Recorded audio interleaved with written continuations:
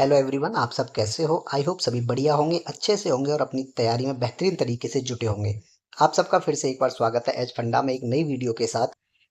तो आपका जो पेपर 7 अक्टूबर 2022 शिफ्ट 1 में जो आपके जीके जीएस के क्वेश्चंस पूछे गए थे, वहाँ पे इनको जो है एनालिसिस इस क्लास में करवाया गया है।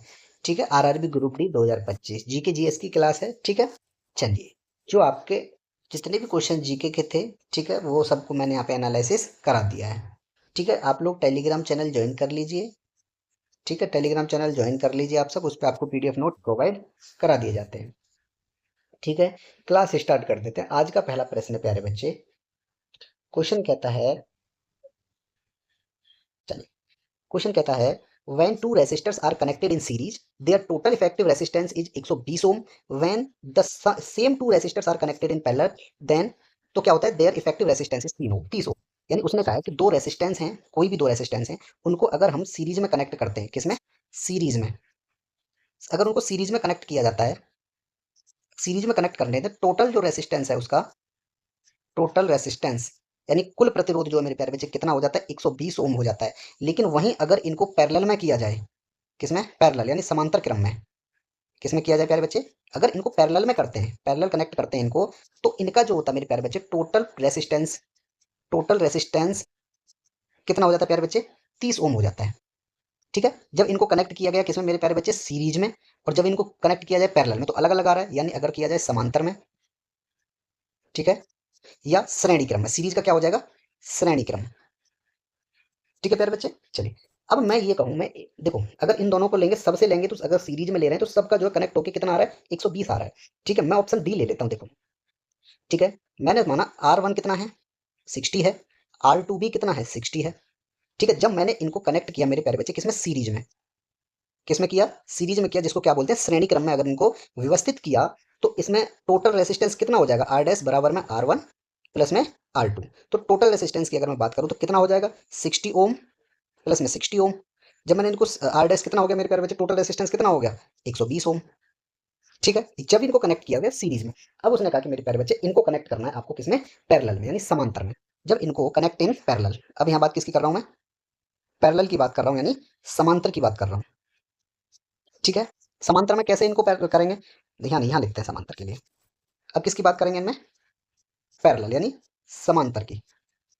ठीक है, रेसिस्टेंस चेंज नहीं हुए, R1 भी 60 है और R2 भी कितना है इसमें? 60 है। ठीक, अब इनको कनेक्ट किया पैरेलल में। पैरेलल के लिए एक 1/R डैश बराबर में 1/R1 प्लस में 1/R2। ठीक है, फॉर्मूले याद रखने हैं। अब 1/R डैश की वैल्यू अगर याद करें, यहाँ पे 1/R डैश की वैल्यू कितना हो जाएगा? 1/30 प्लस में 1/30। ठीक है, तो 1/R डैश की वैल्यू कितनी हो जाएगी? यहाँ पे कितना हो जाएगा? एलसीएम इनका, सॉरी, 60 लेना है। कितना लेना है? 60 लेना है। ठीक है, तो एलसीएम कितना हो जाएगा इनका सबका? 60 हो जाएगा। 60 से 60 कटेगा, 1 प्लस 1 कितना हो जाएगा मेरे प्यारे बच्चे? 2। तो अब इनको काटेंगे तो कितना हो जाएगा? 1/30। जब इनको काटा तो जब 1/R डैश कितना हो गया? 1/30। तो आर की वैल्यू कितनी होगी प्यारे बच्चे? मल्टीप्लाई किया क्रॉस, 30 ओम। ठीक है, तो रेसिस्टेंस क्या है? R1 भी 60 है और R2 भी 60 है। जब इन दोनों को सीरीज में कनेक्ट किया श्रेणी क्रम में, तो टोटल रेसिस्टेंस 120 ओम आया। लेकिन जब इन दोनों को 60 ओम्स को जब पैरेलल में कनेक्ट किया समांतर में, तो 30 ओम आया। यानी ऑप्शन नंबर जो है इसका डी राइट आंसर है। ठीक है, ऑप्शन नंबर जो है डी इसका राइट आंसर होगा। क्लियर हो गया? चलिए, नेक्स्ट क्वेश्चन है आपका। नेक्स्ट क्वेश्चन कहता है प्यारे बच्चे, क्या कहता है? Which of the following article vest the executive powers of the state of governor, यानी निम्नलिखित में से किस अनुच्छेद द्वारा राज्यपाल में राज्य की कार्यपालिका शक्ति निहित है?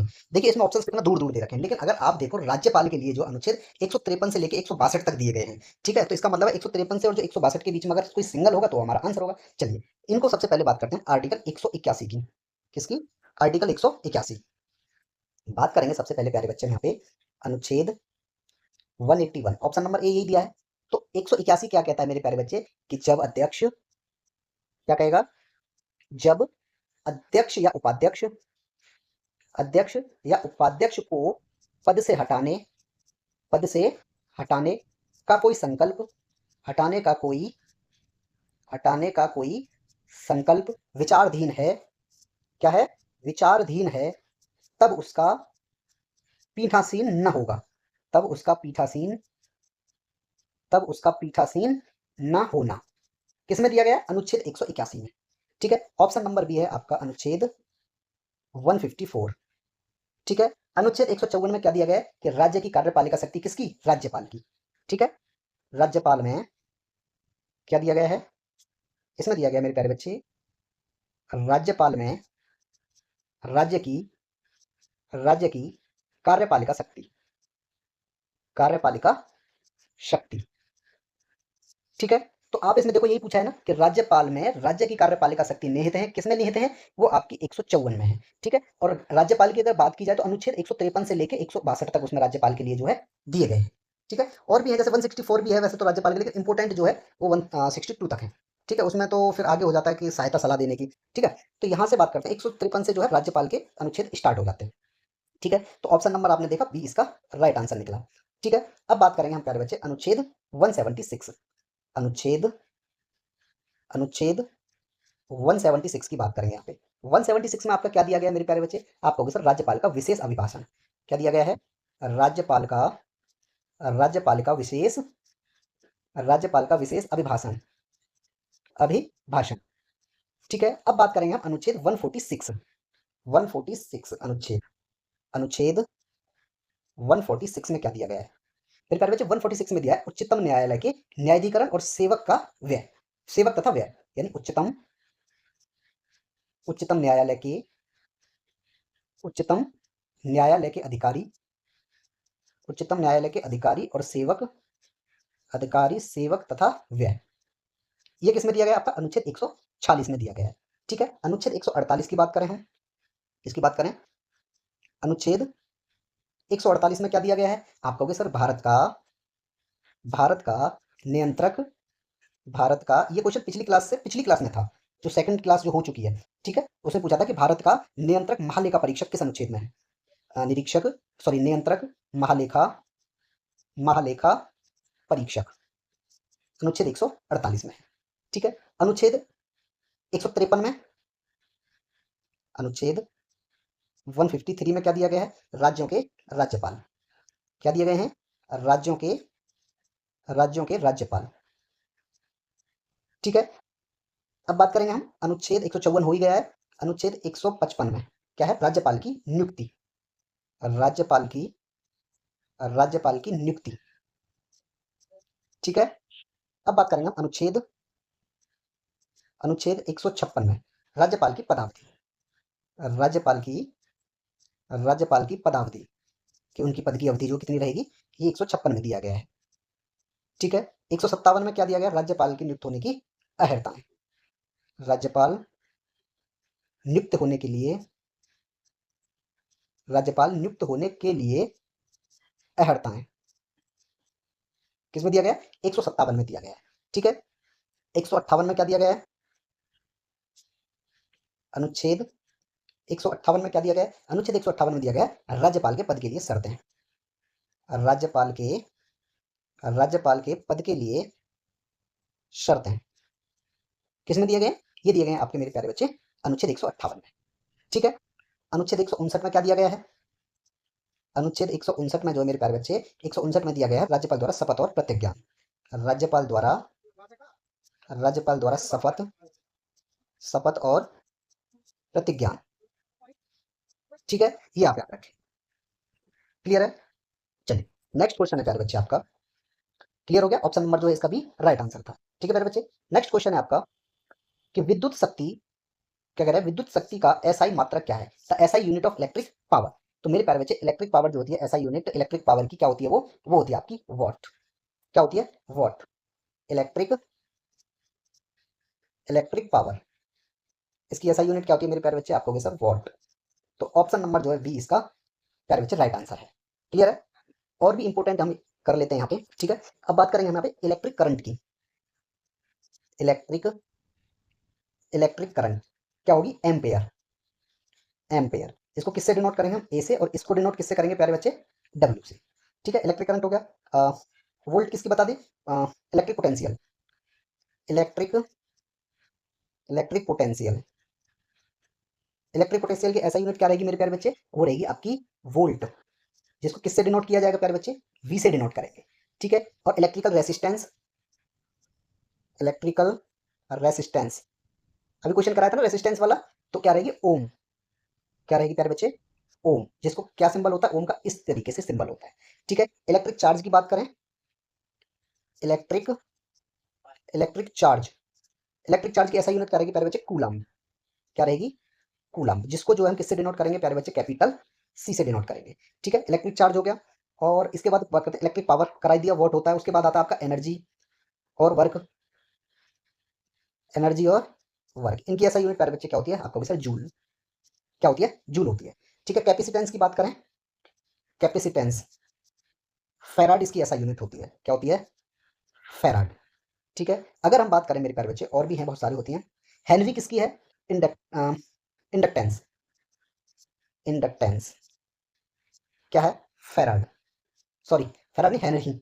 HENRY, फेराड तो कैपेसिटेंस की है। ठीक है, नेक्स्ट है आपका टेस्ला किसकी होती है? Magnetic flux density. ठीक है, मैग्नेटिक मैग्नेटिक फ्लक्स डेंसिटी क्या होती है? टेस्ला, जिसको किससे डिनोट करते हैं हम? टी से। TESLA होता है। TESLA, जिसको हम किससे डिनोट करते हैं? टी से। और हेनरी को किससे डिनोट करते हैं? डबल एच से। और फेराड को करते हैं बड़ी एफ से।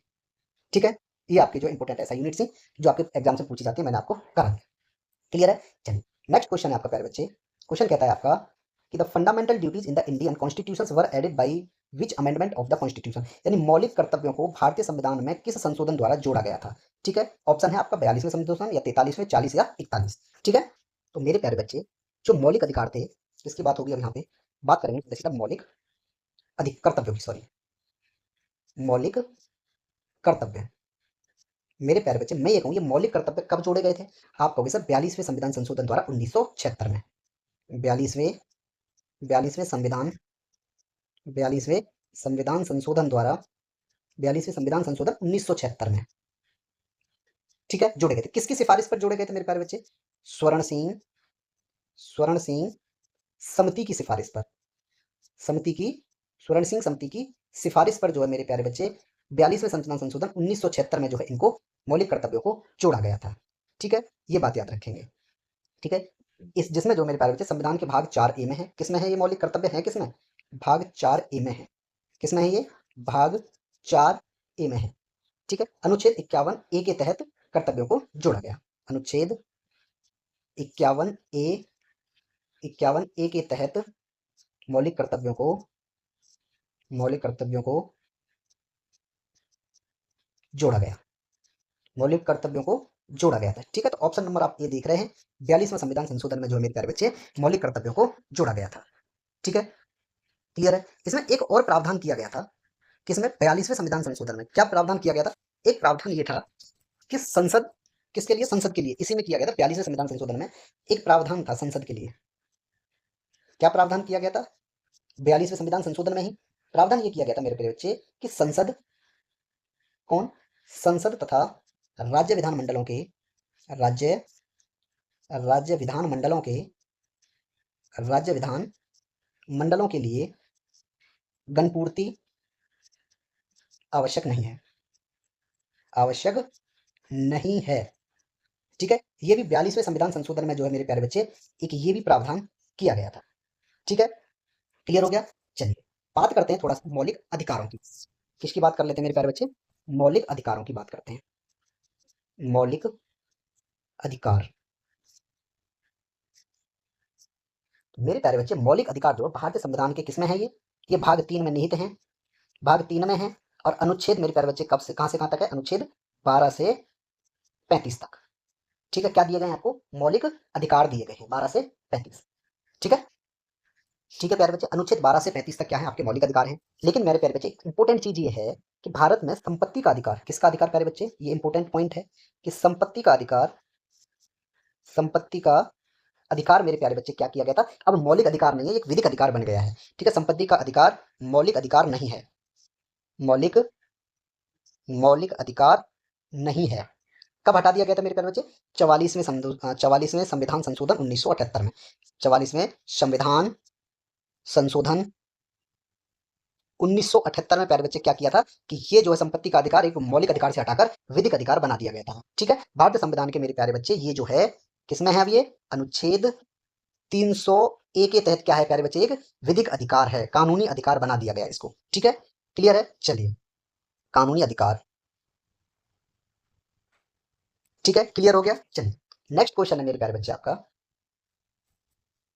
क्वेश्चन कहता है कि कक्ष के रण के बारे में निम्न में से कौन सा कथन सही नहीं है। तो मेरे प्यारे बच्चे, कक्ष का रण कहाँ पे है? ये गुजरात में है। ठीक है, ऑप्शन नंबर आपका ए दिया है, इंग्लिश में रह गया, कोई दिक्कत नहीं है। ठीक है, it is a salt marsh in the Thar desert in the Kutch district of Gujarat. क्या बोला इसने कि यह गुजरात के कच्छ जिले में थार रेगिस्तान में एक नमक दलदल है। बिल्कुल सही बात है। ठीक है, बिल्कुल सही है। मेराइन क्या है? ये एक, प्यारे बच्चे, ये गुजरात के जो है कच्छ जिले में स्थित है। क्या? थार रेगिस्तान में एक नमक दलदल है, जिसको क्या कहते हैं हम? कक्ष के रण के नाम से जाना जाता है इसको। ठीक है प्यारे बच्चे, ऑप्शन नंबर बी ये कहता है प्यारे बच्चे कि this famous desert of white salt is visible after the monsoon season. यानी यह सफेद नमक का प्रसिद्ध रेगिस्तान है जो मानसून के मौसम के बाद दिखाई देता है। बिल्कुल सही है, ये राइट आंसर है।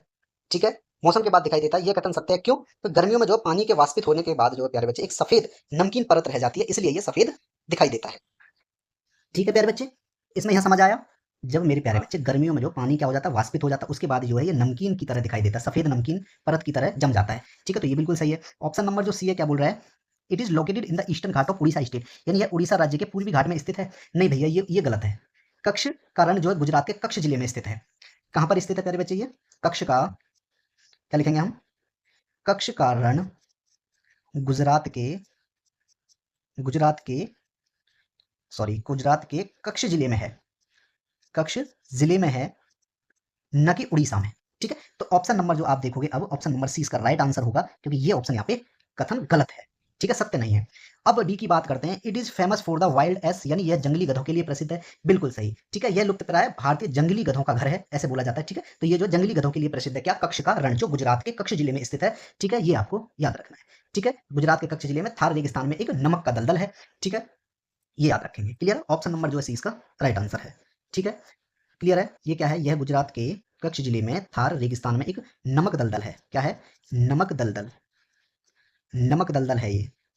ठीक है, एक ये ऑप्शन और एक ये पॉइंट सॉरी। ठीक है, ये आप याद रखेंगे। क्लियर हो गया? चलिए, नेक्स्ट क्वेश्चन है मेरे प्यारे बच्चे आपका। क्वेश्चन कहता है कि संविधान का निम्न में से कौन सा अधिनियम शहरी स्थानीय निकायों की संरचना और जनादेश के लिए एक सामान्य अवसंरचना प्रदान करता है, ताकि वे स्थानीय स्वशासन की प्रभावी लोकतांत्रिक इकाइयों के रूप में कार्य कर सकते हैं। तो मेरे प्यारे बच्चे, वैसे तो देखा जाए तो जो फोर्थ अमेंडमेंट था 1956 में, यानी चौथा चौथा जो संविधान संशोधन अधिनियम 1956 था, उसमें जो ये प्रावधान किया गया था। ठीक है, नहीं प्यारे बच्चे, फोर्थ में नहीं हुआ था। फोर्थ में जो है कुछ और संशोधन था। उसमें क्या हुआ था? फोर्थ अधिनियम जो था आपको 1955 में हुआ था। इसमें जो अनुच्छेद 31 और 31 जो का था, उसमें 305 में संशोधित किया गया था। तो ये इसमें ये संशोधन तो नहीं किया गया था। ठीक है, अब इसकी बात करते हैं 10th संशोधन। ठीक है, 10वां संविधान संशोधन से स्टार्ट करते हैं हम यहाँ पे। प्यारे बच्चे, बात कर रहे हैं हम 10वां, किसवां? 10वां संविधान संशोधन। 10वां संविधान 10वां संविधान संशोधन की बात कर रहे हैं। तो प्यारे बच्चे, 10वां संविधान संशोधन जो है वो कब हुआ था? 1961 में हुआ था, ना कि 66 में। ठीक है, 1966 में मेरे प्यारे बच्चे 18वां संशोधन किया गया था। ठीक है, तो ये कौन सा रहेगा मेरे प्यारे बच्चे? 1961। ठीक है, ये बात याद रखेंगे कि 10वां संविधान संशोधन जो मेरे प्यारे बच्चे 1961 में हुआ था, इसके अंतर्गत क्या हुआ था? इस संशोधन के अंतर्गत प्यारे बच्चे जो भूतपूर्व पुर्तगाली मान लो जो क्षेत्र थे, जैसे दादर नागर हवेली को क्या किया गया था बेटे? भारत में शामिल कर उन्हें केंद्र शासित प्रदेश का दर्जा दिया गया था। किसको? दादरा, लिख देता हूं मैं, दादरा दादरा नगर हवेली, दादरा नगर हवेली, नगर हवेली को क्या किया प्यारे बच्चे? भारत में शामिल करके, भारत में भारत में शामिल कर उन्हें क्या दिया गया मेरे प्यारे बच्चे? केंद्र शासित प्रदेश का दर्जा दिया गया था। ठीक है, केंद्र शासित प्रदेश का दर्जा दे दिया गया, दर्जा दे दिया गया। ठीक है, ये किया गया था आपका 10वें संविधान संशोधन में। ठीक है, वहीं अगर मैं बात करूं मेरे प्यारे बच्चे, अब क्या दिया आपको? 74वां संविधान संशोधन। क्या दिया गया? 74वें संविधान संशोधन में मेरे प्यारे बच्चे क्या किया गया था? 1992 में हुआ था 74वां संविधान संशोधन। ये तो सही है। ठीक है, तो इसके द्वारा जो है मेरे प्यारे बच्चे, संविधान के भाग 9 का अनुच्छेद जो 243 है, ठीक है, और 12वीं अनुसूची जोड़कर जो मेरे प्यारे बच्चे नागरिक स्थान शासन को संवैधानिक संरक्षण प्रदान किया गया, और जो नगर पालिकाओं को मेरे प्यारे बच्चे 12वीं सूची में वर्णित करके उनकी कुल 18 विषयों पर विधि बनाने की शक्ति प्रदान की गई थी 74वें संविधान संशोधन द्वारा। ये आप याद रखेंगे। ऑप्शन नंबर जो है बी इसका राइट आंसर है। ठीक है मेरे प्यारे बच्चे, अब हम बात करते हैं मेरे प्यारे बच्चे फोर्थ अमेंडमेंट की, यानी चौथा संविधान संशोधन। किसकी बात कर रहे हैं हम? फोर्थ, यानी क्या लिखेंगे? चौथा, यानी फोर्थ लिख देते हैं। फोर्थ संविधान संशोधन। फोर्थ संविधान संशोधन मेरे प्यारे बच्चे कब किया गया था? आप कहोगे सर ये फोर्थ संविधान संशोधन तो जो है 1955 ईस्वी में किया गया था। कब किया गया था? ये 1955 ईस्वी में किया गया था। ठीक है, ये याद रखेंगे। इसमें जो मेरे प्यारे बच्चे क्या किया गया था? अनुच्छेद अनुच्छेद 31 और 31 का, और एक और अनुच्छेद था, वो कौन सा? 305। ठीक है, मैं इनमें क्या किया गया मेरे प्यारे बच्चे? संशोधन किया गया था। संशोधन करके क्या व्यवस्था की गई थी? संशोधन करके यह व्यवस्था की गई, यह व्यवस्था की गई, यह व्यवस्था की गई कि के यदि राज्य सार्वजनिक प्रयोजन सार्वजनिक प्रयोजन सार्वजनिक प्रयोजन के लिए सार्वजनिक प्रयोजन के लिए क्या करेगा प्यारे बच्चे? कानून द्वारा किसी व्यक्तिगत कानून द्वारा किसी कानून द्वारा किसी व्यक्तिगत संपत्ति व्यक्तिगत संपत्ति के अर्जन के लिए संपत्ति के अर्जन के लिए काफी लंबा दिया गया था, संपत्ति के अर्जन के लिए प्रतिकर प्रतिकर ठीक है निर्धारण का प्रतिकर निर्धारण का प्रतिकर निर्धारण का अधिकार अधिकार प्राधिकारी अधिकार प्राधिकारी को प्रदान कर दे प्राधिकारी को प्रदान कर दे। ये किसमें दिया गया था? आपका संविधान संशोधन, जो 64वां संविधान संशोधन हुआ था 1955 में। ठीक है, ये आप याद रखेंगे। अब आपका 70वां संविधान संशोधन 1992 में हुआ था। कब हुआ था ये आपका मेरे प्यारे बच्चे 1992 में हुआ था 70वां संविधान संशोधन। ठीक है, इसके द्वारा जो है मेरे प्यारे बच्चे दिल्ली और जो है पांडिचेरी संघ राज्य क्षेत्रों की जो है विधानसभाओं के सदस्यों को राष्ट्रपति के निर्वाचन मंडल में शामिल करने का प्रावधान किया गया था आपका 70वां संविधान संशोधन 1992 में। ठीक है प्यारे बच्चे, चलिए क्लियर हो गया। ऑप्शन नंबर जो है इसका ए राइट आंसर है। ठीक है प्यारे बच्चे, आपका नेक्स्ट क्वेश्चन क्या कहता है? नेक्स्ट क्वेश्चन है प्यारे बच्चे, भारतीय परिषद अधिनियम यानी इंडियन काउंसिल एक्ट 1909 को किस नाम से भी जाना जाता है या क्या और नाम इसको कहा जाता है? तो मेरे प्यारे बच्चे भारतीय परिषद अधिनियम 1909 को जो है किसके नाम से जाना जाता है? मार्ली मिंटो सुधार के नाम से जाना जाता है। ऑप्शन नंबर ए इसका जो प्यारे बच्चे राइट आंसर है। ठीक है, क्यों जाना जाता है? क्योंकि मेरे प्यारे बच्चे उस समय भारत के कब 1909 की बात कर रहा हूं, 1909 में जो है मेरे प्यारे बच्चे भारत के वायसराय कौन थे? वायसराय की बात करूं मैं, उस समय जो प्यारे बच्चे भारत के जो वायसराय थे वो थे आपके लॉर्ड मिंटो, लॉर्ड मिंटो। ठीक है, और उस समय मेरे प्यारे बच्चे राज्य सचिव कौन थे? भारत के राज्य सचिव राज्य सचिव की बात की जाए उस टाइम पे तो कौन थे प्यारे बच्चे? राज्य सचिव थे आपके जॉन मार्ले। ठीक है, इन दोनों के नामों पर यह आधारित था, इसलिए इसको क्या कहा जाता है? मार्ले मिंटो सुधार कहा जाता है। किसको? भारतीय परिषद अधिनियम 1909 को। ठीक है, यह अधिनियम जो मेरे प्यारे बच्चे ब्रिटिश के शासन में भारतीयों की भागीदारी को बढ़ाने के लिए लाया गया था। ठीक है, ये आप याद रखेंगे। क्लियर है? यही अगर मैं प्यारे बच्चे बात करूं भारत छोड़ो आंदोलन की, किसकी बात कर रहा हूं मैं? भारत छोड़ो आंदोलन। ये भारत छोड़ो आंदोलन प्यारे बच्चे कब स्टार्ट हुआ था आपका? आपको सर 8 अगस्त 1942 को जो मेरे प्यारे बच्चे ये कहां? बंबई के तत्कालीन ग्वालिया टैंक में। कहां? बंबई के तत्कालीन ठीक है गोवालिया टैंक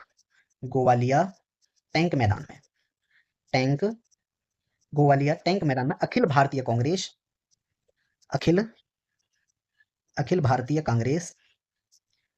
कांग्रेस की बैठक में दिया गया था। क्या? कि भारत छोड़ो आंदोलन जो मेरे प्यारे बच्चे 8 अगस्त 1942 को मुंबई के ठीक है तत्कालीन गोवालिया टैंक मैदान में अखिल भारतीय कांग्रेस की बैठक हुई थी। ठीक है, उसमें जो है ये भारत छोड़ो आंदोलन दिया गया था।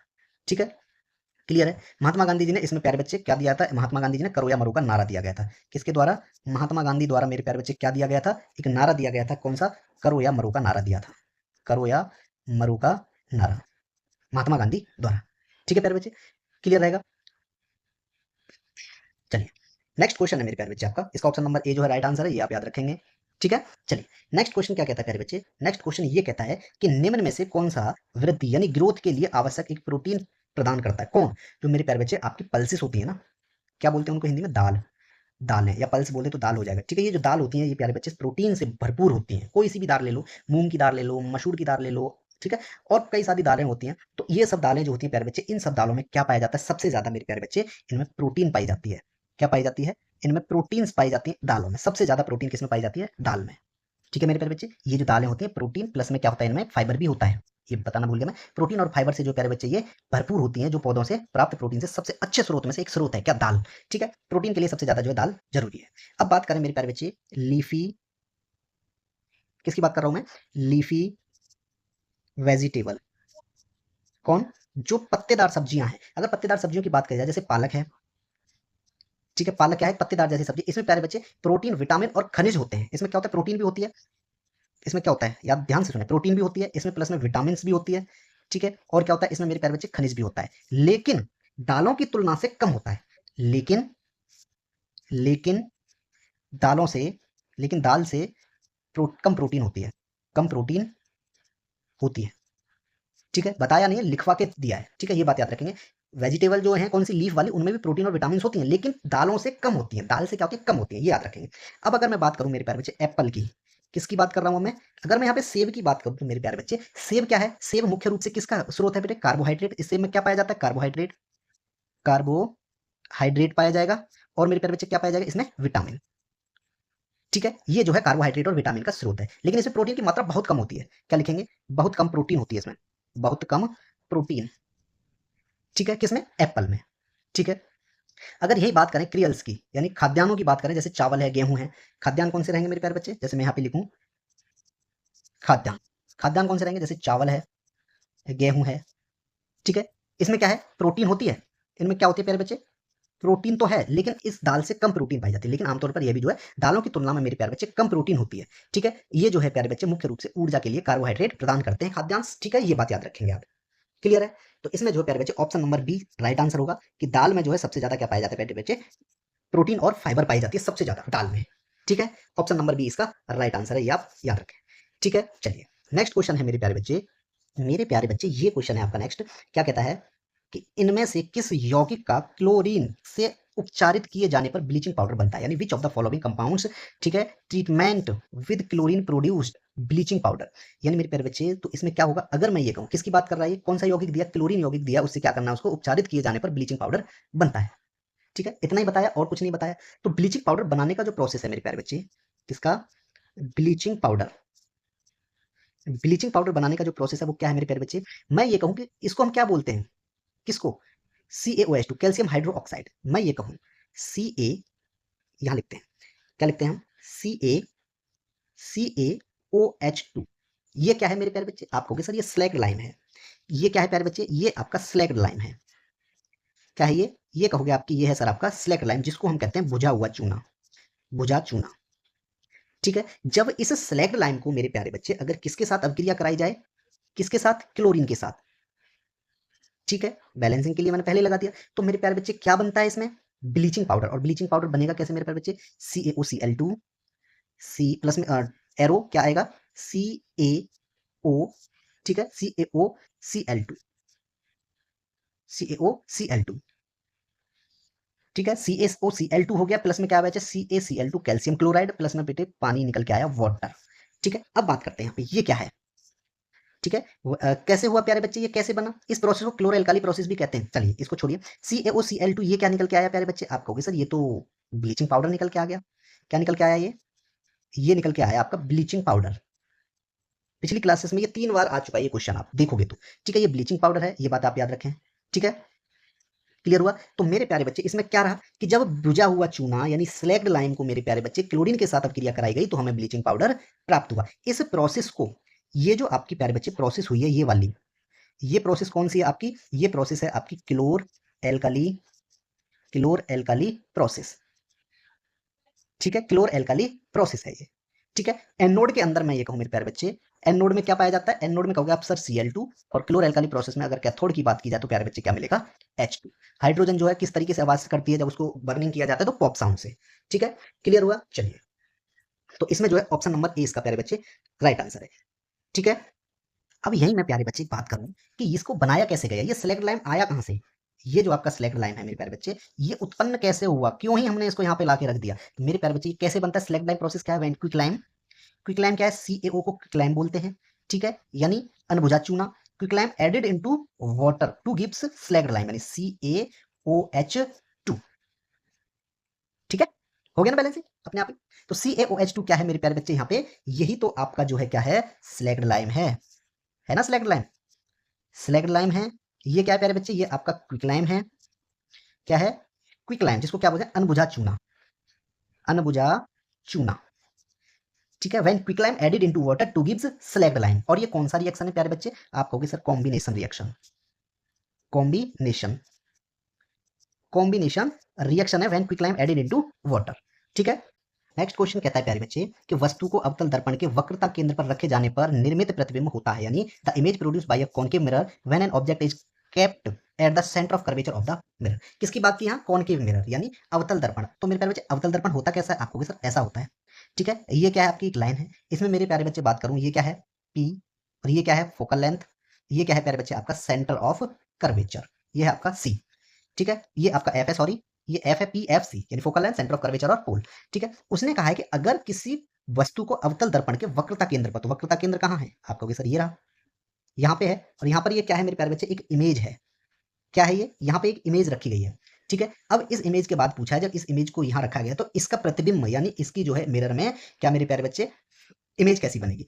तो अब यही अगर देखा जाए, अगर ऑब्जेक्ट सेंटर ऑफ कर्वेचर पे, तो यहाँ से एक स्ट्रेट लाइन सीधी जाएगी प्यारे बच्चे, जो किससे रिटर्न होगी? आप कहोगे सर फोकल लेंथ से रिटर्न होगी, ठीक है प्यारे बच्चे। किससे रिटर्न हो गई? वो फोकल लेंथ से रिटर्न हो गई, ठीक है, टकरा के। अब यही क्या होगा मेरे प्यारे बच्चे? एक लाइन और आएगी जो फोकल लेंथ से जाएगी, वो भी टकरा के कहाँ आएगी मेरे प्यारे बच्चे? सीधी निकल के आएगी, इस तरीके से निकल के जाएगी वो भी, जब कोई भी लाइन प्यारे बच्चे फोकस से आएगी, ठीक है। अगर आप यहाँ देखोगे तो अब प्रतिबिंब कैसा बना?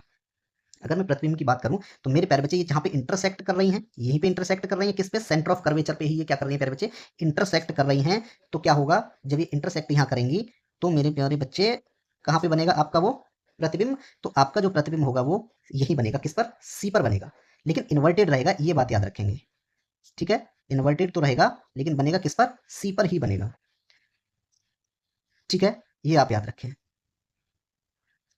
ठीक है प्यारे बच्चे, क्लियर हुआ? यानी अगर कॉनकेव मिरर में, किसमें? कॉनकेव मिरर में अगर सेंटर ऑफ कर्वेचर पे कोई भी अगर वस्तु रखी जाएगी, तो उसकी इमेज कहाँ बनेगी? सेंटर ऑफ कर्वेचर पे ही बनेगी प्यारे बच्चे, ठीक है। वक्रता केंद्र पर ही बनेगी, लेकिन कैसी बनेगी? रियल और इन्वर्टेड बनेगी, रियल और इन्वर्टेड रहेगी, यानी वास्तविक और उल्टा। वास्तविक और कैसी मेरे प्यारे बच्चे? इन्वर्टेड यानी उल्टी इमेज बनेगी, ठीक है। अगर कोई भी इमेज प्यारे बच्चे बियॉन्ड सी हो, कहां पर हो? अगर इसी में मैं ये कहूं कि आपके पास जो है क्या है कि ये एक आपके पास में जो है दर्पण है, ठीक है। यहां पर आपका ऑब्जेक्ट अब कहां रख दिया? पी एफ सी, ठीक है। अब कहां है? सी से पीछे आपका जो ऑब्जेक्ट रखा हुआ है यहां पर, तो अब इमेज कहां बनेगी ये पूछा गया है। तो मेरे प्यारे बच्चे जब इसमें से रेज निकल के जाएगी, तो कैसे जाएगी वो? इस तरीके से, ठीक है। तो ये कहां से पास होगी प्यारे बच्चे? आप कहोगे सर एफ से निकलेगी। किससे निकलेगी प्यारे बच्चे? ये जो है आपकी लाइन इंटरसेक्ट होकर कहां से चली जाएगी? आप कहोगे सर एफ से चली जाएगी, बिल्कुल ठीक है। अब मैं ये कहूंगा प्यारे बच्चे दूसरी लाइन कहां से जाएगी? आप कहोगे सर सेंटर ऑफ कर्वेचर से ही जाएगी दूसरी। तो कहां से जाएगी प्यारे बच्चे? आप कहोगे सर सेंटर ऑफ कर्वेचर से, और मैं मान लिया सेंटर ऑफ कर्वेचर मेरा ये है, ठीक है। तो दूसरी लाइन मैंने सेंटर ऑफ कर्वेचर से भेजी, ठीक है। ये रिफ्लेक्ट होकर सेंटर ऑफ कर्वेचर से आई और सेंटर ऑफ कर्वेचर से ये निकल गई। तो मेरा जो प्रतिबिंब बना मेरे प्यारे बच्चे कहां बना? आप कहोगे सर यहाँ पे एफ और सी के बीच में बना, एफ और सी के बीच में बना, ठीक है। स्मॉल इन साइज बना प्यारे बच्चे, ठीक है। रियल और इन्वर्टेड तो है, इन्वर्टेड बना है, रियल है और सेम साइज नहीं है, स्मॉल इन साइज, ठीक है। वहीं अगर मैं बात करूं, अगर मैं किसमें? सी और एफ के बीच में अगर रख दें, अगर किसी ऑब्जेक्ट को मेरे प्यारे बच्चे इसी लेंस में, किसमें? कॉनकेव मिरर में, मिरर की बात हो रही है, ठीक है। ये क्या पी है, ये क्या है आपका फोकल लेंथ है, ये आपकी सेंटर ऑफ कर्वेचर। इस बार ऑब्जेक्ट अगर हम कहां रखें? सेंटर ऑफ कर्वेचर और फोकल लेंथ के बीच में रखें, तो अब इमेज कहां बनेगी मेरे प्यारे बच्चे? तो देखो जब इससे रे निकल के जाएगी यहां से, तो वो रे कहां से पास होगी प्यारे बच्चे? आप कहोगे सर बिल्कुल ठीक है, ये तो फोकल लेंथ से निकल जाएगी। किससे निकल के जाएगी प्यारे बच्चे? ये आप कहोगे सर फोकल लेंथ से निकलेगी, ठीक है। फोकल लेंथ से निकल जाएगी ये रे टकरा के, ठीक है। यहां से चली और ये यहां से निकल गई। लेकिन आप कहोगे सर जो लाइन सेंटर ऑफ कर्वेचर से जाएगी, एक लाइन तो ऐसे निकल गई, अब एक लाइन जो है आपकी कहां से जाएगी प्यारे बच्चे? आप कहोगे सर सेंटर ऑफ कर्वेचर से ले लो ना। कहां से ले लेते हैं? सेंटर ऑफ कर्वेचर से ले लो, जहां भी टकराएगी काटेगी वही जो आपका प्रतिबिंब बन जाएगा। तो ये लाइन जो है आपकी कहां से जाएगी प्यारे बच्चे? इस तरीके से, ठीक है। तो जहां भी ये एक दूसरे को इंटरसेक्ट करेंगे, ठीक है, कहां इंटरसेक्ट कर रही है? यहाँ पे इंटरसेक्ट कर रही है, ठीक है ना। यहाँ पे जो है एक दूसरे को क्या कर रहे हैं प्यारे बच्चे? इंटरसेक्ट कर रहे हैं। ये लाइन सी से गई और सी से निकल के आ गई। तो आपके प्रतिबिंब कहाँ बना? यहाँ बनेगा, उल्टा है और लार्ज इन साइज है, ठीक है। रियल और इन्वर्टेड है और बेटे लार्ज इन साइज है, ठीक है। कैसे रहा? ऑब्जेक्ट कहाँ पे था इसमें? ऑब्जेक्ट की पोजीशन क्या थी प्यारे बच्चे? ऑब्जेक्ट कहाँ रखा हमने? Between between C and F. लेकिन इमेज की बात करें कहाँ बनी प्यारे बच्चे? Beyond C, beyond C. कैसी बनी? इन्वर्टेड, रियल और large in size, large in size. यहां की बात करें ऊपर की, तो ऑब्जेक्ट कहां रखा प्यारे बच्चे हमने? ऑब्जेक्ट बियॉन्ड सी, सी से पीछे रखा, ठीक है। इमेज कहां बनी? अगर इमेज की बात की जाए तो प्यारे बच्चे इमेज बनी आपकी between C and F, between C and F के बीच में बनी। कैसी बनी प्यारे बच्चे? इन्वर्टेड है। कैसी है? इन्वर्टेड है और स्मॉल इन साइज है, स्मॉल इन साइज है, ठीक है। ये आपकी जो है मेरे प्यारे बच्चे क्या रहेगा? कॉनकेव मिरर की बात हो रही है, ठीक है, क्लियर है। यही अगर मैं और बात कर लूं, अगर इसी लेंस में मेरे प्यारे बच्चे इसी लेंस में किसकी बात कर लूं मैं, ये टेढ़ा हो गया, अरे कि ये क्या पी, ये आपका एफ, ये आपका सी। ठीक है, अगर कोई ऑब्जेक्ट एफ पे हो, मान लीजिए यहाँ पे ऑब्जेक्ट है, अब ऑब्जेक्ट की पोजीशन क्या है कि जी एफ पे है, फोकल लेंथ पे। ठीक है, ऑब्जेक्ट की पोजीशन क्या है अब, आप कहोगे सर एट एफ है, किस पे है ऑब्जेक्ट, अब एट एफ पर है, एट एफ पर है। ठीक है, अगर इमेज की पोजीशन क्या रहेगी सर अभी बता देते हैं। अगर मैं कहूँ आपसे जो जो लाइन सेंटर ऑफ कर्वेचर से जाएगी मेरे प्यारे बच्चे, तो वो तो सेंटर ऑफ कर्वेचर से ही जाएगी, सेंटर ऑफ कर्वेचर से ही वो वापस आ जाएगी। जो लाइन फोकल यहां से टकराएगी तो वो कहां से जाएगी प्यारे बच्चे, वो कहोगे सर आप फोकल से जाएगी। ठीक है, तो इमेज कहां बनेगी, आप अगर देखो मेरे प्यारे बच्चे, तो इसमें जो है एक चीज मैं आपको दिखाना चाहता हूँ, ये इस तरीके से एक दूसरे के पैरेलल चल रहे हैं, क्या चल रहे हैं, एक दूसरे के पैरेलल चल रहे हैं। ठीक है, इस तरीके से है, बन जा भाई क्यों दिमाग खा रहा है। ठीक है, इस तरीके से है, ऐसे करके थोड़ा हाथ टेढ़ा हो जाता है। ठीक है, तो जो लाइन मेरे प्यारे बच्चे कहीं नहीं मिल रही है तो कहां बनेगी इमेज, इमेज बनेगी आपकी प्यारे बच्चे इन्फिनिटी पर, किस पर बनेगी, इन्फिनिटी पर बनेगी, लार्ज इन साइज बनेगी और इन्वर्टेड बनेगी। ठीक है, वहीं अगर मैं बात करूं मेरे प्यारे बच्चे, चलिए छोड़िए इतना ही रहने देते हैं। ठीक है प्यारे बच्चे, क्लियर है, ओके। चलिए नेक्स्ट क्वेश्चन क्या कहता है प्यारे बच्चे आपका, नेक्स्ट क्वेश्चन कहता है कि क्या कहता है कि निम्नलिखित में से कौन मौलाना आजाद राष्ट्रीय उर्दू विश्वविद्यालय के प्रथम कुलपति थे। ठीक है, उसने कहा प्यारे बच्चे, तो कौन थे इसमें प्रथम कुलपति जो थे, वो थे आपके प्रॉफिट मोहम्मद समीम जयराजपुरी, समीम जयराजपुरी। ठीक है, प्रथम कुलपति थे, प्रथम कुलपति कौन थे, ये थे। ठीक है, इनका कब से कब तक कार्यकाल रहा इनका, 8 अप्रैल से 8 अप्रैल 1998, 8 अप्रैल 1998 से 8 जनवरी 2003 तक इनका मेरे प्यारे बच्चे कार्यकाल रहा था। किसमें, मौलाना आजाद राष्ट्रीय उर्दू विश्वविद्यालय के ये प्रथम कुलपति थे, ये आप याद रखेंगे।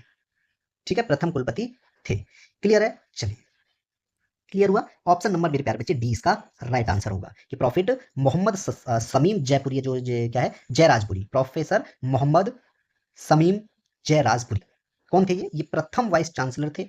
ठीक है, कहाँ के, मौलाना आजाद यूनिवर्सिटी जो थी राष्ट्रीय उर्दू विश्वविद्यालय। ठीक है, उसके पहले कुलपति थे, क्लियर है। नेक्स्ट क्वेश्चन है आपका प्यारे बच्चे, क्या कह रहा है, बेसिलिका ऑफ बॉम जीसस। ठीक है, एक क्या है, ये रोमन कैथोलिक है।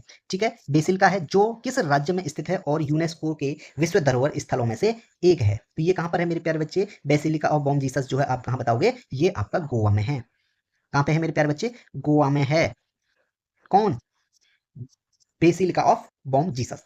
ठीक है, विश्व धरोहर स्थलों में से भी जोड़ दिया गया इसको, तो ऑप्शन नंबर जो इसका सी प्यारे बच्चे राइट आंसर होगा गोवा। प्यारे बच्चे गोवा राज्य का जो गठन हुआ था, कब किया गया था गोवा राज्य का गठन, आप बताओ, 30 मई 1987 को, 30 मई 30 मई 1987 को प्यारे बच्चे गोवा का गठन किया गया था। इसकी अगर कैपिटल की बात करूं प्यारे बच्चे, कैपिटल इसकी क्या है, पणजी है। ठीक है, कोई राष्ट्र अंतरराष्ट्रीय सीमा नहीं है। ठीक है, और राज्य की सीमा इससे कौन कौन सी जुड़ती है, एक तो कर्नाटक और महाराष्ट्र की जुड़ती है, जिले की संख्या इसमें 2 है। ठीक है, ये आप याद रखेंगे। ठीक है, गोवा जो है बेटे भारत का सबसे छोटा राज्य है, पूछ लिया जाता है कि सबसे छोटा राज्य कौन सा है, सबसे छोटा राज्य है भारत का, सबसे छोटा राज्य कौन सा है, गोवा है। ठीक है, राष्ट्रीय जल क्रीड़ा, ठीक है, संस्थान जो है कहाँ है, गोवा में स्थित है। कौन सा लिखेंगे प्यारे बच्चे, राष्ट्रीय राष्ट्रीय जल क्रीड़ा राष्ट्रीय जल क्रीड़ा संस्थान। ठीक है, ये कहां पर है, आप कहोगे सर गोवा में है। ठीक है, क्लियर हो गया। चलिए मैं बात करूं मेरे प्यारे बच्चे, अब क्या है, सबसे ऑप्शन नंबर ए है आपका केरल। बात होगी अब केरल की। प्यारे बच्चे केरल का गठन कब किया गया था, 1 नवंबर 1956 को किया गया था। इसकी कैपिटल तिरुवनंतपुरम है। ठीक है, ये आप याद रखेंगे। इसे मसालों का बगीचा भी कहते हैं, क्या कहते हैं, मसालों का बगीचा, किसको, केरल को। ठीक है, इसकी जो उच्चतम साक्षरता दर है और उच्चतम लिंग अनुपात भी है इसका, ये बात याद रखेंगे। ठीक है, और जो मेरे बच्चे वल्लम कली केरल में एक पारंपरिक नौका दौड़ है, कौन, वल्लम कली वल्लम कली नौका दौड़ है, पारंपरिक नौका दौड़, नाव रेस है। ठीक है, पारंपरिक है, क्या है, वल्लभ कली। ठीक है, ओणम का त्योहार के लिए प्यारे बच्चे क्या है, केरल का क्या है, केरल का एक ओणम की त्योहार है। ठीक है, ये बात याद रखेंगे। केरल का गठन जो 1 नवंबर 1956 को हुआ था। बात करें अब यहीं पे मेरे प्यारे बच्चे किसकी, मेघालय की। मेघालय, मेरे प्यारे बच्चे मेघालय का जो गठन हुआ था वो 21 जनवरी 1972 को हुआ था। इसकी अगर कैपिटल की बात करूं तो वो क्या है बेटे, शिलांग है। क्या है, शिलांग। ठीक है, ये याद रखेंगे। और मेरे प्यारे बच्चे इसमें जो है क्या लिखूंगा मैं, living root bridge living root bridge कहाँ पे है, वो मेघालय में है। और रेट होल खनन कहाँ पे है, रेट होल खनन रेड होल खनन भी कहाँ पे है प्यारे बच्चे? मेघालय में है, ये बात याद रखें। ठीक है, क्लियर है। नेक्स्ट है आपका आंध्र प्रदेश की भी बात कर लेते हैं। आंध्र प्रदेश किसकी बात हो रही है अब? आंध्र प्रदेश की बात हो रही है प्यारे बच्चे। ठीक है, आंध्र प्रदेश का गठन कब हुआ था? 1 मई 1960 को हुआ था। इसकी कैपिटल क्या है? गुजरात, गांधीनगर है गुजरात की कैपिटल। नहीं, हम आंध्र प्रदेश की बात कर रहे हैं ना, तो आंध्र प्रदेश का गठन नहीं हुआ था इस समय, अक्टूबर में हुआ था उसका, 1 अक्टूबर 1953 को हुआ था आंध्र प्रदेश का, सॉरी। ठीक है, क्लियर है। ये जो मेरे प्यारे बच्चे भारत का मछली का सबसे बड़ा उत्पादक राज्य है। किसका उत्पादक राज्य है? मछली का उत्पादक राज्य है, मछली का उत्पादक राज्य। ठीक है, ये बात याद रखें। ठीक है, चलिए क्लियर हो गया। नेक्स्ट क्वेश्चन है मेरे प्यारे बच्चे आपका। क्वेश्चन कहता है जब कोई छात्र दूध में नींबू की कुछ बूंदें मिलाता है तो कौन सी अभिक्रिया होती है? हाइड्रोलाइसिस, कॉम्बिनेशन, डिस्प्लेसमेंट या प्रेसिपिटेशन? मेरे प्यारे बच्चे मैं ये कहूं, ठीक है, क्या बोला? जब दूध में नींबू की बूंद, मान लीजिए क्या है, ये मिल्क है।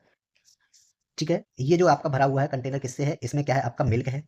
इसमें आपने क्या किया, कुछ ड्रॉप्स मेरे प्यारे बच्चे, कुछ ड्रॉप्स किसकी डाल दी? किसकी? ये ड्रॉप्स क्या है? ये लेमन है। क्या है मेरे प्यारे बच्चे? ये ड्रॉप्स किसकी हैं? लेमन की ड्रॉप्स हैं, नींबू है। ठीक है, जब इसमें आपने मेरे प्यारे बच्चे दूध में अगर नींबू मिलाया तो दूध में मेरे प्यारे बच्चे जो उपस्थित प्रोटीन है वो एसिड के कारण क्या हो जाएगी? गतिशील हो जाएगी। कौन? जो प्रोटीन है मेरे प्यारे बच्चे, जो प्रोटीन है वो क्या हो जाएगी? एसिड के कारण गतिशील हो जाएगी। क्या हो जाएगी? गतिशील हो जाएगी। किसके कारण? एसिड के कारण।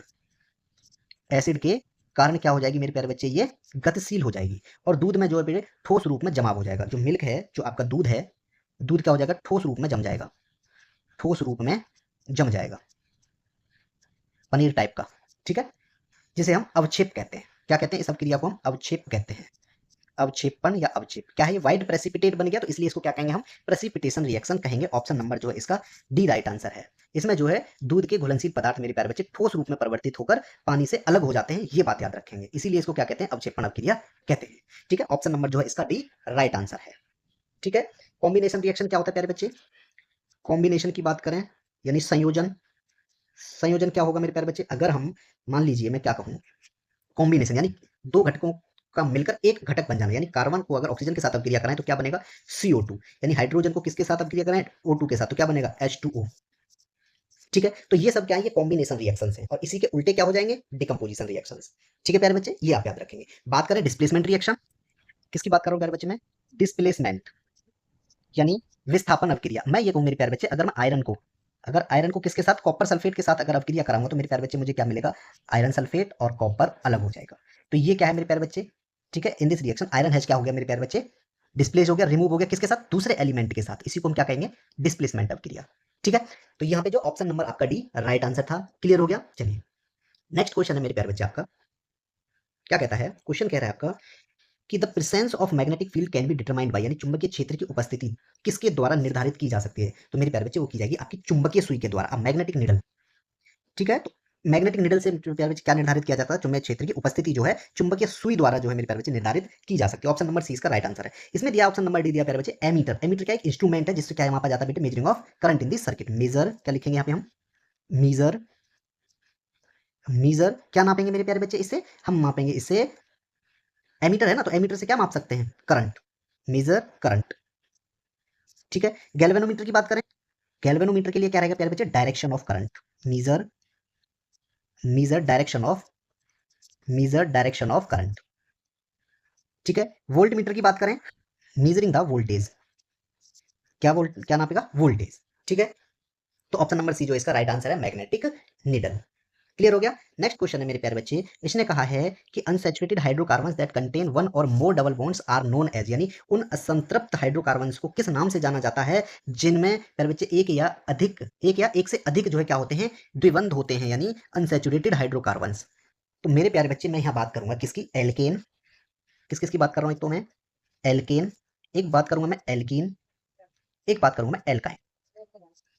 Alkene, alkene, alkyne. एल्केन की बात करूं तो क्या फॉर्मूला होता है? CnH2n+2। ठीक है, CnH2n+2। एल्केन का हो गया, एल्कीन का क्या हो? ठीक है, एल्केन हो गया, एल्कीन का हो जाएगा, इसमें से 2 घटा दो, CnH2n, और एल्काइन का होगा CnH2n-2। ठीक है, ये क्या होगा मेरे प्यारे बच्चे? ये होगा आपका सिंगल बॉन्ड। क्या होगा ये? Single bond. ये होगा मेरे प्यारे बच्चे डबल बॉन्ड, डबल बॉन्ड। ये होगा आपका ट्रिपल बॉन्ड। क्या होगा, ट्रिपल बॉन्ड। मैं ये बात करूँ CH4, ठीक है, CH4 के अगर मैं इसमें बेटे क्या बनाऊं, स्ट्रक्चर बनाऊं, तो कार्बन 1 है और हाइड्रोजन क्या है, 4 है, हो गया कंप्लीट।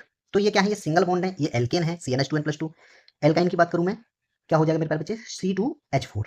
अगर मैं लूँ C2H4, यानी कार्बन कितने हैं, 2 है, लेकिन डबल बॉन्ड में आएंगे, हाइड्रोजन कितने हो जाएंगे, 4, 1 2 3 4, ठीक है, हो गए ना।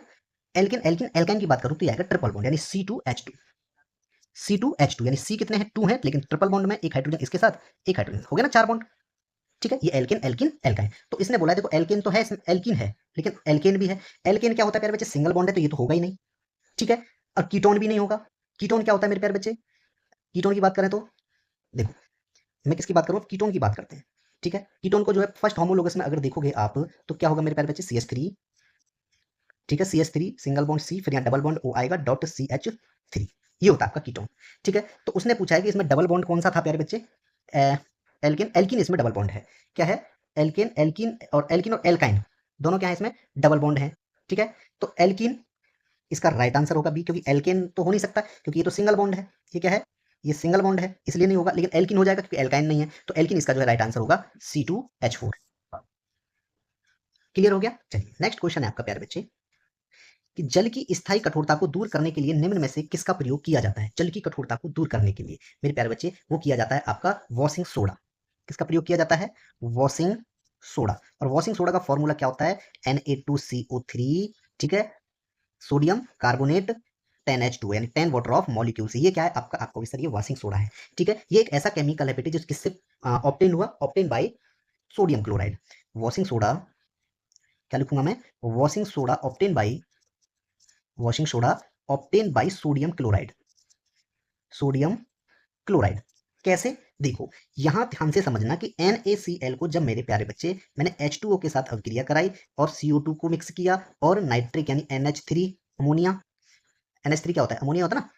अब इनको जब मैंने रिएक्शन कराया तो मुझे क्या मिला प्यारे बच्चे, NH4Cl, ठीक है, अमोनियम क्लोराइड और sodium hydrogen carbonate NaHCO3, NaHCO3। Clear है, आया समझ में, ठीक है। अब मैंने क्या किया मेरे प्यारे बच्चे, यहाँ पे NaHCO3 यानी सोडियम, NaHCO3 क्या है, ये है, जिसको क्या बोला मैंने, सोडियम हाइड्रोजन कार्बोनेट, ठीक है। अब इसको मैंने प्यारे बच्चे ले लिया, किसको, NaHCO3 को जब मैंने ले लिया और इसको मेरे प्यारे बच्चे जब मैंने हीट किया, जब मैंने इसको हीट किया तो मेरे पास क्या निकल के आया प्यारे बच्चे, Na2CO3, ठीक है, प्लस में वाटर निकल के आया H2O, प्लस में कार्बन डाइऑक्साइड गैस निकल के आई, ठीक है। अब मेरे पास मेरे प्यारे बच्चे में कहूँ ये क्या निकल के आया आपको सर, सोडियम कार्बोनेट। क्या निकल के आया, ये सोडियम कार्बोनेट, सोडियम कार्बोनेट। अब इस सोडियम कार्बोनेट को मेरे प्यारे बच्चे मैंने क्या कर दिया कि Na2CO3 को प्यारे बच्चे जब 10 वाटर ऑफ मॉलिक्यूल्स के साथ इसको जो है मैंने क्या किया, अभिक्रिया की, तो मुझे क्या मिल गया, Na2CO3 10H2O। और यही क्या है प्यारे बच्चे, आपको सर यही तो वॉशिंग सोडा है। क्या है ये आपका वॉशिंग सोडा है, ठीक है। तो इसमें मुझे क्या पता लगा कि जल की स्थायी कठोरता को दूर करने के लिए मुझे क्या चाहिए, वॉशिंग सोडा जो Na2CO3 10H2O होता है, ऑप्शन नंबर डी इसका राइट आंसर है। और ये प्यारे बच्चे ये जो किससे प्राप्त होता है, ये सोडियम क्लोराइड से प्राप्त होता है, ठीक है। क्लियर हो गया, ऑप्शन नंबर जो है डी इसका राइट आंसर होगा, ठीक है प्यारे बच्चे। चलिए क्लियर। नेक्स्ट क्वेश्चन है आपका मेरे प्यारे बच्चे, नेक्स्ट क्वेश्चन कहता है कि पुराने जाइलम में किस प्रकार के अपशिष्ट उत्पादकों को संग्रहित किया जाता है। तो मेरे प्यारे बच्चे जो ओल्ड जाइलम्स होते हैं ना, कौन से होते हैं, ओल्ड जाइलम्स होते हैं, उनमें रेजिन और गोंद जो है क्या होता है, अपशिष्ट गृहित किया जाता है उत्पादों को, ठीक है। किस प्रकार के अपशिष्ट उत्पाद मिलते हैं उसमें से, एक तो आपको रेजिन मिलेगा और एक गोंद मिलेगा, ऑप्शन नंबर जो मेरे प्यारे बच्चे इसका भी राइट आंसर होगा, ठीक है। एक तो रेजिन मिलेगी और एक आपको गोंद मिलेगा। अगर मैं यही जाइलम की बात करूं, ये जाइलम करता क्या है मेरे प्यारे बच्चे, ट्रांसपोर्ट ऑफ वाटर, और वाटर ट्रांसपोर्ट करता है इन प्लांट्स, किसमें, पौधों में, ठीक है, पौधों में जल देता है। एक तो होता है जाइलम, एक होता है मेरे बच्चे फ्लोएम। फ्लोएम क्या करता है बेटे, फूड ट्रांसपोर्ट करता है, क्या करता है, फूड ट्रांसपोर्ट करता है इन ट्रीज या प्लांट्स। पौधों में क्या करता है, फ्लोएम का काम क्या है, फूड प्रोवाइड करना, और जाइलम का क्या काम है, जल प्रदान करना। और पुराने जाइलम जो होते हैं उनमें किस प्रकार के अपशिष्ट उत्पाद पाए जाते हैं, जैसे कि रेजिन है और गोंद है, ऑप्शन नंबर 20 का राइट आंसर है, ठीक है प्यारे बच्चे।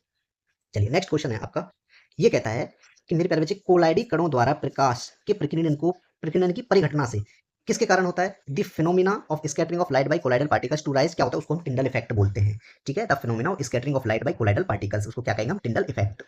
ठीक है मेरे प्यारे बच्चे, उसे क्या कहेंगे हम? टिंडल इफेक्ट कहेंगे, टिंडल प्रभाव कहेंगे। Option number D. आप कहीं देखते हो जैसे कि घने जंगलों में अगर कोई किरण पड़ती है पेड़ों के पास, ठीक है, तो स्कैटरिंग ऑफ लाइट होती है, ठीक है, उसी चीज को क्या कहते हैं हम? टिंडल प्रभाव कहते हैं, टिंडल इफेक्ट कहते हैं। मान लीजिए ये कोई बीकर है, ठीक है, ये भरा हुआ है, आप इस पर जो है कोई टॉर्च लगाते हैं, क्या लगाते हैं? इस पर आपने एक टॉर्च लगाई, ठीक है, इस पर आपने एक टॉर्च लगाई, तो मेरे प्यारे बच्चे ये क्या होगी? स्कैटरिंग हो जाएगी। किससे? इन पार्टिकल्स से।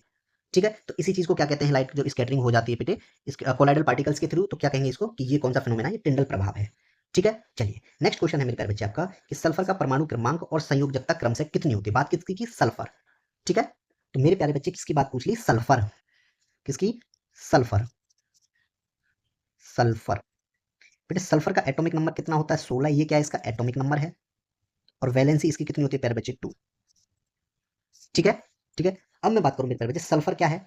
सल्फर। सल्फर कैसा आयन है? पॉली एटॉमिक है। एटोमिसिटी क्या है इसकी? एटोमिसिटी की बात कर लेता हूं। एटोमिसिटी किसकी? सल्फर की एटोमिसिटी क्या? Poly atomic ions. Poly atomic, यानी इसको सल्फर को हम क्या लिख सकते हैं? S8 लिखते हैं ना, तो इसलिए ये क्या है? पॉली एटॉमिक आयंस है। वहीं अगर मैं फास्फोरस की बात करूं तो ये टेट्रा एटॉमिक आयंस है। किसकी? फास्फोरस। क्या है ये? Tetra atomic. Tetra atomic. ठीक है, क्लोरीन की बात करूं मैं, क्लोरीन क्या है बच्चे? Die atomic.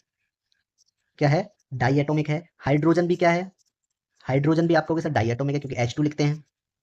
ठीक है, और नाइट्रोजन की बात करें, ये गैस है, तो ये क्या है? ये सभी ये भी डाई एटॉमिक है। Die atomic.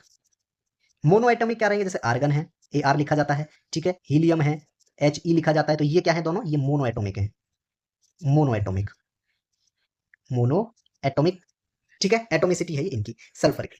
ठीक है मेरे प्यारे बच्चे, ये सल्फर था। अगर मैं बात करूं, यहाँ एक मैं सीरीज लिख देता हूं आपके लिए। ठीक है प्यारे बच्चे, देखो हाइड्रोजन, ये क्या रहेगा प्यारे बच्चे? एलिमेंट है। चलिए यहाँ नहीं, सही से लिखते हैं। ये क्या लिखूंगा मैं? एलिमेंट। और यहाँ लिखेंगे वैलेंसी। ठीक है, सबसे पहले एलिमेंट है आपका हाइड्रोजन। हाइड्रोजन, हाइड्रोजन की वैलेंसी कितनी होती है प्यारे बच्चे? 1। हीलियम, हीलियम की वैलेंसी कितनी रहेगी? 0। ठीक है, लिथियम की बात करेंगे हम, लिथियम की वैलेंसी रहेगी आपकी प्यारे बच्चे 1। हाइड्रोजन में हीलियम, लिथियम, फिर आएगा बेरिलियम। क्या आएगा? बेरिलियम। बेरिलियम की वैलेंसी रहेगी मेरे प्यारे बच्चे आपकी 2। ठीक है, फिर आएगा आपका बोरोन। बोरोन की वैलेंसी रहती है मेरे प्यारे बच्चे 3। फिर आएगा आपका कार्बन। कार्बन की वैलेंसी कितनी रहती है प्यारे बच्चे? 4। कार्बन हो गया, कार्बन के बाद आएगा आपका नाइट्रोजन।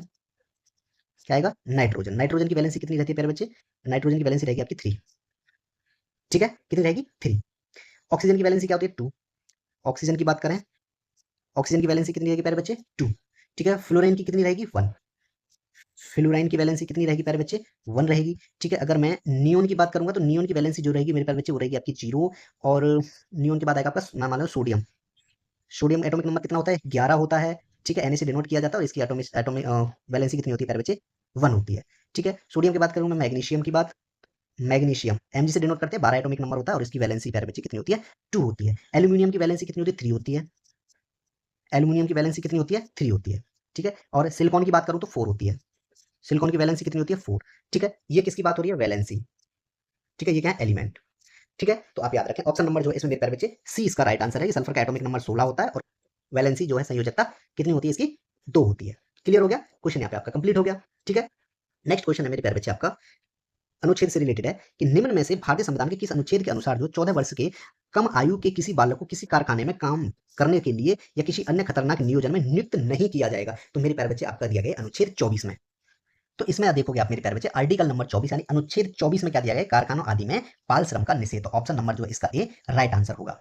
ठीक है, अब मैं बात करूं प्यारे बच्चे अनुच्छेद 25 की। किसकी बात कर ली मैंने? अनुच्छेद 25 में क्या दिया गया है? अंत्यकरण की और धर्म की क्या है मेरे प्यारे बच्चे? धार्मिक प्रचार की, धर्म के प्रचार की स्वतंत्रता। ठीक है, धर्म के आचरण और धर्म के आचरण और प्रचार की स्वतंत्रता। प्रचार की, शॉर्ट में लिख दिया मैंने, प्रचार की स्वतंत्रता। ठीक है, वही अनुच्छेद किसकी बात करूं मैं प्यारे बच्चे?